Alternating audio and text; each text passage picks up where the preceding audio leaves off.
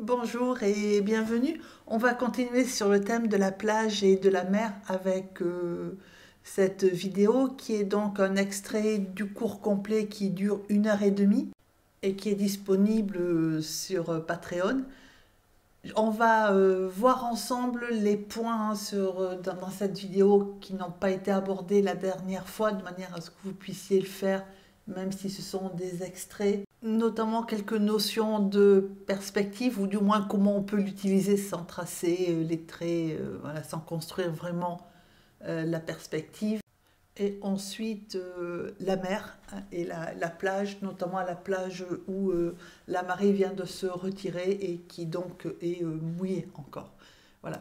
Le cours complet est disponible sur Patreon, hein, sur abonnement mais sans engagement. C'est la troisième vidéo sur le thème de la mer, donc 3 ont été publiées. La quatrième, elle est publiée ce week-end.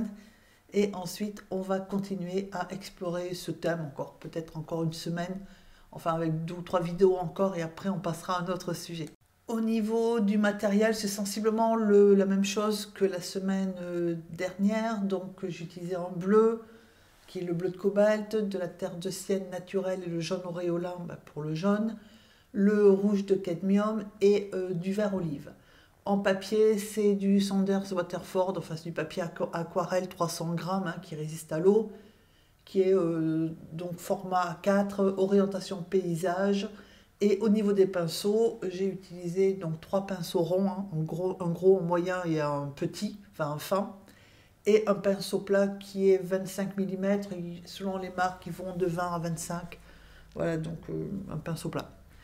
Donc on va voir tout de suite comment on esquisse, parce que c'est une esquisse qui est très sommaire, avant de peindre. La première chose, c'est de tracer la ligne d'horizon à peu près 2/3 en partant du bas, et ensuite à tracer la mer selon justement la perspective. Vous avez un point de fuite qui est quelque part à droite, et qui fait que beaucoup de choses convergent vers ce point de fuite, dont la mer, hein, qui est donc à peu près 2 cm à gauche et qui se rétrécit en allant vers la droite.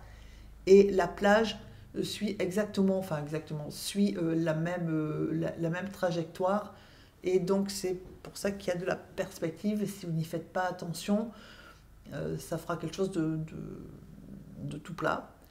Et entre autres, c'est aussi important pour placer les bancs de sable, hein, quand la mer se retire, parce qu'ils obéissent aussi à la perspective. Donc ça, c'est un premier point. Il y a un deuxième point de fuite qui est à gauche, et ce qui fait que les bancs de sable, en fait, au niveau des bordures, suivent en gros, parce que c'est quand même un paysage naturel, ce point de fuite qui est à gauche, hein, qui est hors champ.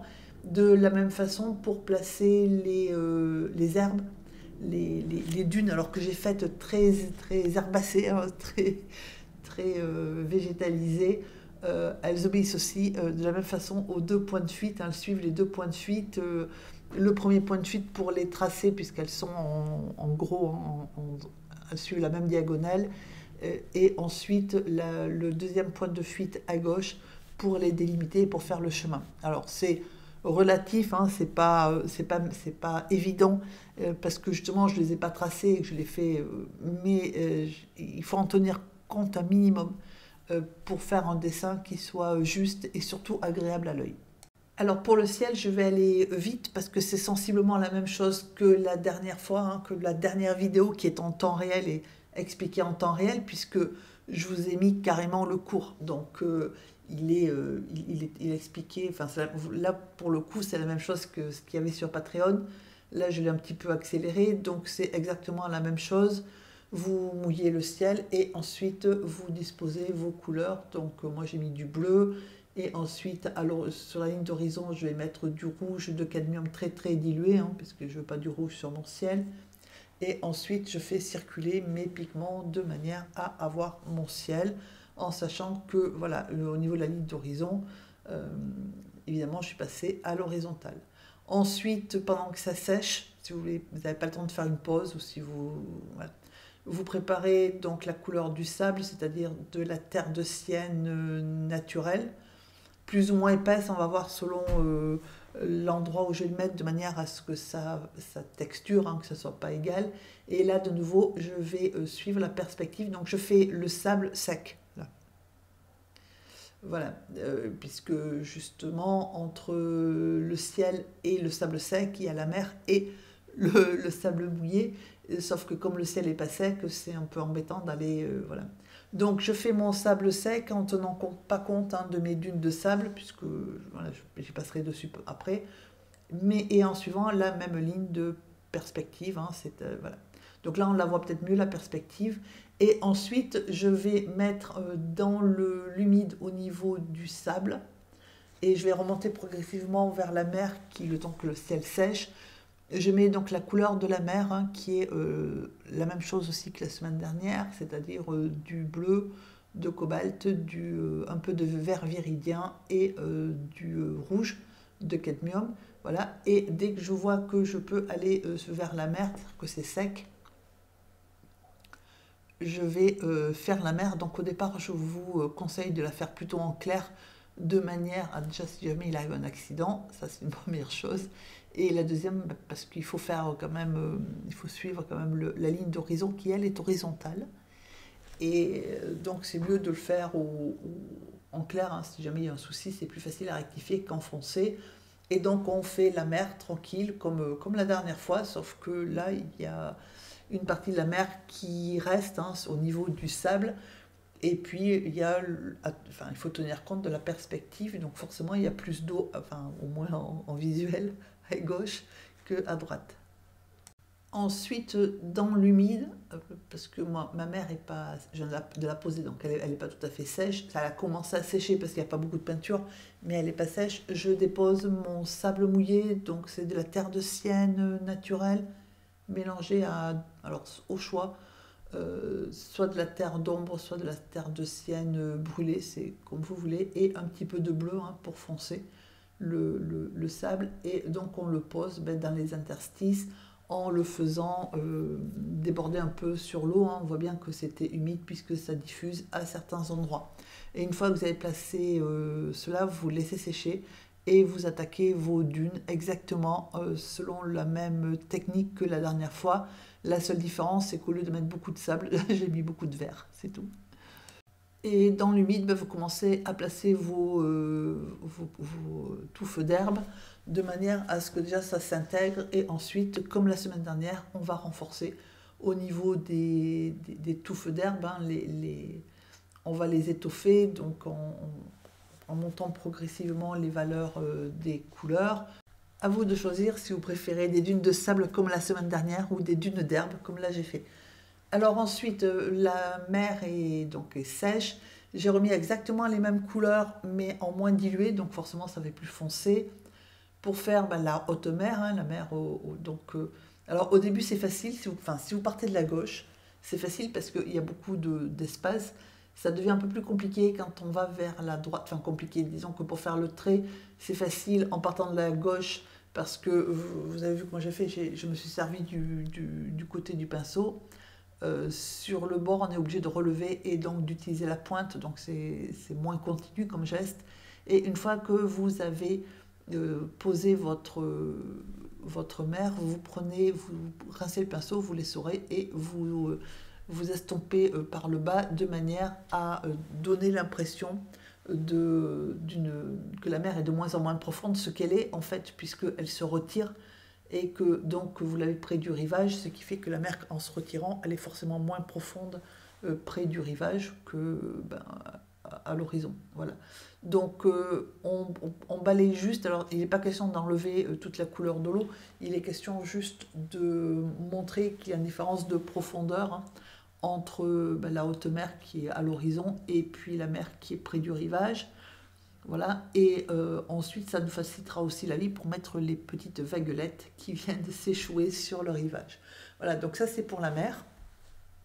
Ensuite, vous prenez du bleu et du rouge par exemple, hein, qui fait gris, le rouge de cadmium avec le bleu, et vous faites des projections. Donc attention à protéger le reste de l'aquarelle. Donc j'ai fait des projections et avec la même couleur bien diluée, je vais commencer les ombres puisque j'ai décidé arbitrairement que la lumière venait de gauche.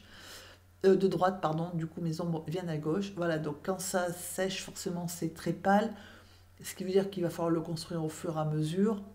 Donc là, je vais faire une petite bordure d'herbe, hein, voilà, puisque la fin d'un sentier ou d'un chemin, comme vous voulez. Donc je fais une petite bordure d'herbe avec le pinceau numéro 1. C'est juste, faut juste penser que quand vous tournez, l'herbe, elle est droite, hein, elle est verticale. Donc il faut tourner, mais en gardant les herbes à la verticale. Voilà, c'est la seule contrainte.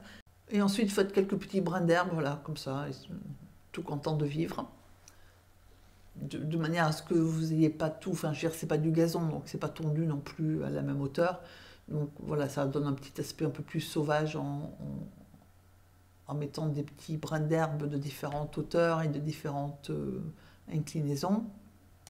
Ensuite vous prenez, c'est la couleur du sable mouillé en fait, hein, et vous faites deux rectangles, voilà, plantés, c'est deux poteaux en fait qui sont plantés donc à l'entrée ou à la sortie du chemin, ça dépend si vous venez de la plage ou d'ailleurs. Donc juste un rectangle, voilà, donc là il faut tenir compte quand même minimum de l'emplacement. Et quand ils seront secs, vous prendrez un peu de bleu avec du rouge de cadmium très dilué et vous ferez une petite barre à gauche pour donner l'ombre en fait, hein. Voilà, donc là ils ne sont pas secs et ensuite il faudra faire évidemment l'ombre au sol. Alors, je ne vous conseille pas de le faire plus pâle, mais par contre, c'est vrai que vous pouvez, enfin, je veux dire, au niveau de la nuance, on peut le faire un peu plus foncé. Donc, ce qu'il faut veiller à faire, c'est à pas faire quelque chose de régulier. Vous voyez que je commence par faire des choses qui sont un peu ondulées. Alors, il ne faut pas le faire trop non plus parce que ce n'est pas une guirlande, mais il faut essayer de le faire de façon irrégulière puisque c'est la côte. Voilà, donc, alors vous pouvez aussi utiliser de la terre de sienne naturelle, pardon, de la terre de sienne brûlée ou de la terre d'ombre brûlée et du bleu, si vous préférez le faire dans les tons plutôt gris-marron, plutôt que là c'est le même gris, ce sont les mêmes couleurs que le ciel, donc voilà, après les deux fonctionnent, hein, puisque les couleurs sont déjà posées sur l'aquarelle. Voilà, donc moi j'ai renfoncé un petit peu et ensuite on fait des petits traits irréguliers à l'horizon de manière à suggérer ce que chacun veut y voir, hein, c'est-à-dire soit un village, voilà, des constructions ou bien de la végétation, des arbres, etc. Ça c'est chacun y voit ce qu'il veut. Et moi j'ai suggéré un petit phare. Donc j'ai commencé par un rectangle, là, même si évidemment un phare n'est pas un rectangle, puisqu'il a une base, hein, c'est un cylindre, mais il a une base plus large que le haut. J'ai aussi suggéré la petite maison qui est attenante au phare, hein, qui était avant la maison du gardien. Voilà, donc comme j'avais fait une petite erreur en tant que ça sèche, je suis en train de continuer ma cote. Voilà, donc on fait, c'est des petits points de détail. Et ensuite on fait le petit chapeau du phare en gardant l'espace au-dessus du phare, enfin entre les murs et puis le chapeau du phare. Et ensuite on élargit un petit peu de manière à ce qu'il soit cylindrique. Voilà, donc là, ensuite, on repasse, on fait maintenant que c'est sec, on fait l'ombre des piquets ou des poteaux. Et on remet un petit peu d'ombre, hein, donc toujours les mêmes projections, hein, c'est les mêmes c'est les couleurs de, de la cote, hein, que j'ai remis donc du rouge et du bleu avec des projections. Alors la tache jaune, c'est pas volontaire, hein, c'est parce qu'il y a une partie du jaune que j'ai pas vu, hein, c'est un qui est allé sur le chemin, donc bon, c'est pas très grave. Et ensuite, j'ai tapoté avec le doigt pour pas que ça fasse des gouttes, justement. Alors maintenant que c'est sec, on va pouvoir prendre un petit peu de blanc, donc du blanc de titane, qui est de l'aquarelle blanche opaque, ou bien de la gouache blanche, hein, c'est pareil. Vous prenez, vous diluez surtout pas, et vous passez juste vraiment un toucher très très très très doux, hein, au niveau, donc ce sont les aspérités de votre papier qui accrochent la peinture, et vous essayez de fonctionner par une espèce d'ovale, de manière à, enfin de début d'ovale, de manière à suggérer le mouvement de la mer, hein, les vaguelettes de la mer. Donc voilà, vous faites sur votre littoral, donc il y en a, moi j'en ai fait à certains endroits deux rangées, hein. Il y a celle qui touche carrément le sable, et puis celle qui est un petit peu en arrière, de manière à donner vie un peu à la mer. Donc surtout, il faut pas mener d'eau, hein. Il faut vraiment que votre pinceau soit très essoré et que votre peinture soit consistance qui sort du tube, hein, au niveau du blanc, parce que sinon ça va être une catastrophe. Voilà. Et ensuite, il reste à faire les petits oiseaux que j'ai fait à la même couleur que le phare, hein, c'est-à-dire bleu et rouge. Et ensuite, éventuellement, quelques personnages, si vous voulez donner un peu de vie à votre aquarelle. Voilà, j'espère que ça vous a plu et que vous allez vous régaler à peindre cette aquarelle, hein. Je vous souhaite une excellente journée et je vous dis à très bientôt.